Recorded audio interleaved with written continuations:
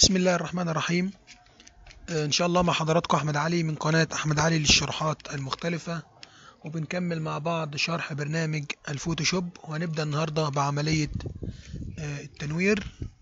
وإن شاء الله اللي كان فايته حلقات كتير، هي معلش القناة القديمة اتقفلت واحنا فتحنا قناة جديدة إن شاء الله، وده تاني درس في القناة الجديدة وهو عملية التنوير في الفوتوشوب.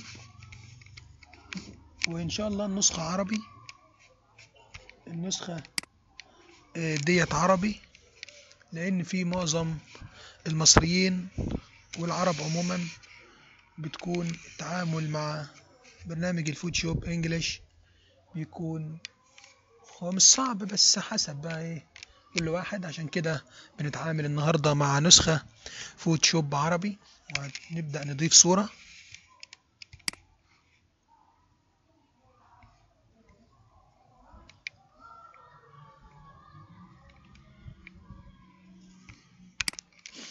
وبس البرنامج تقيل شوية لأن لسه فاتح الجهاز. ونضيف صورة كويسة حسب الصورة اللي انت عايزها، ولتكن هضيف الصورة ديت.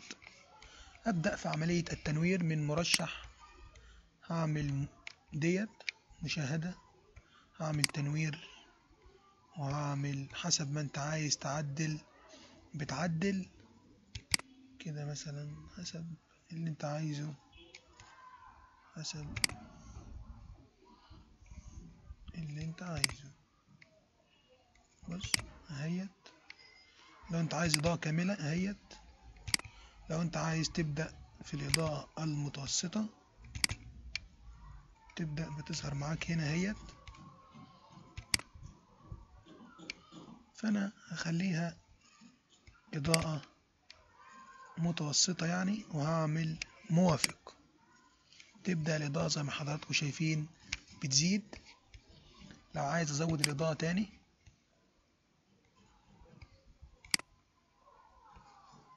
اهيت هتزيد اهيت. هي زي ما حضراتكم شايفين بتزيد. حسب انت عايز تقلل الإضاءة تاني نقللها برضه عادي، مفيش مشاكل.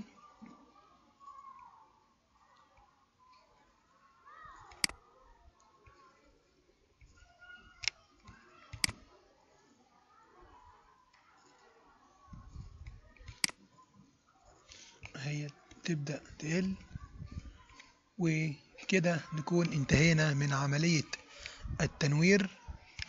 وهي فيها متطرقات كتير، بس حسب زي ما انت عايز تعمل تنوير مختلف. عايز تعمل اتساع لمدى الدايرة وهكذا، وعايز تعمل تعريض تزود حسب زي ما انت عايز. وكل ده معاك متاح، ولمعان وبص الدنيا ايزي خالص في برنامج الفوتوشوب. وبكده نكون انتهينا من حلقة التنوير. وإذا عجبكم الفيديو فادعوا إلى هذا مشاهدة تلك الفيديو، وزورونا وسبسكريبشن للقناة. والسلام عليكم ورحمة الله وبركاته.